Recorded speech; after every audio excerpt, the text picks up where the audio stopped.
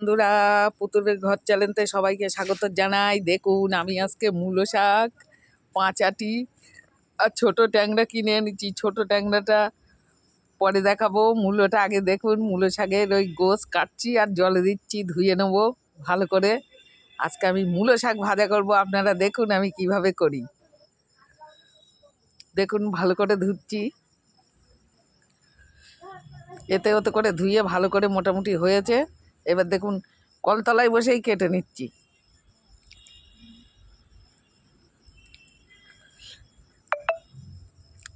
এবার দেখুন, কড়াইটা বসিয়ে দিয়েছি।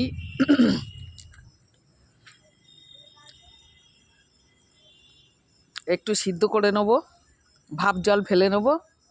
ওটা নুন দিয়ে অনেকে চটকে নেয়, আবার অনেকে ভাপ জলটা এমনি ভাপিয়ে ফেলে দেয়। তা আমি আর নুন দিয়ে চটকাইনি, এটাকে আমি একটু ভাপ জল ফেলে তারপরে চিপে নিয়ে নেব, কেন অনেকটাই জল বেরিয়েছে। এই দেখুন, সিদ্ধ হয়ে গেছে। এবার এইটাই ঢেলে দিচ্ছি জালতি থালাটায়।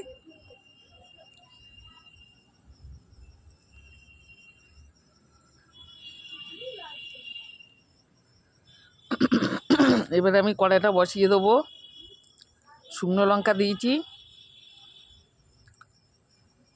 এবার দেখুন, তেল দিলাম, সামান্য আমি সর্ষে দেবো ফোড়ন।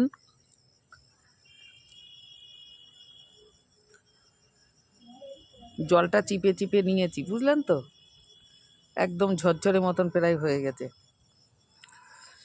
এবার দেখুন, আমি সর্ষেটা দেবো, আমার লঙ্কাটা ভাজা হয়ে আসছে।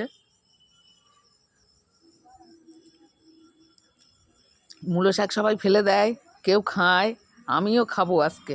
মনে মনে চিন্তা ভাবনা করলাম, ওই জন্য 5 আটি কচি একদম মূলো শাক কিনে নিয়ে এসছি।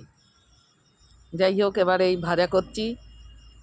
আপনাদেরও ভালো লাগলে আমার বাড়ি চলে আসবেন, আমি মূলো শাক সব শাক খাওয়াবো আসলে। সামান্য লবণ দিলাম, সামান্য একটু হলুদ দেবো।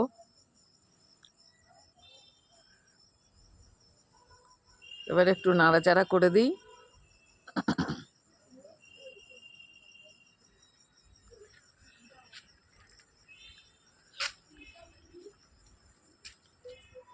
কচি শাক তো অনেক তেল লেগেছে, জানেন তো, প্রায় 100 গ্রাম মতন তেল লেগেছে।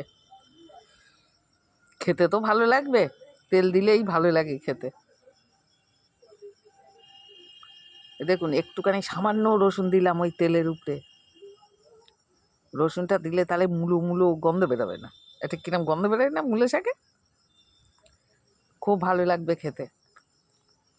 দেখুন, আমি খুন্তি দিয়ে একটু পাতি পাতি দিচ্ছি যাতে তাড়াতাড়ি হয়ে যায় ভাজাটা। এইবার আমি শাকটার সাথে মিশিয়ে দেবো, একসাথেই সব ভাজা হয়ে যাবে। অনেকে রসুন দেয়, অনেকে দেয় না, আমি একটু দিলাম যাতে মূলো শাকের একটা কেমন গন্ধ লাগে না, যাতে না লাগে।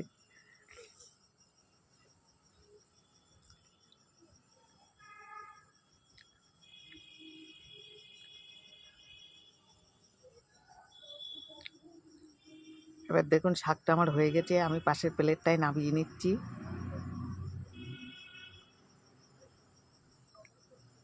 একটু টমেটো দিলে ভালো লাগতো, তা দিইনি টমেটোটা। আমি মনে ভাবছি একটু কাঁচা কাঁচা পাকা টমেটো দিয়ে সুন্দর করে দেবো, দারুণ লাগবে খেতে, ভালোই লাগবে। ভালো লাগবে, আমার চ্যানেলটাকে একটু সাবস্ক্রাইব করে দেবেন।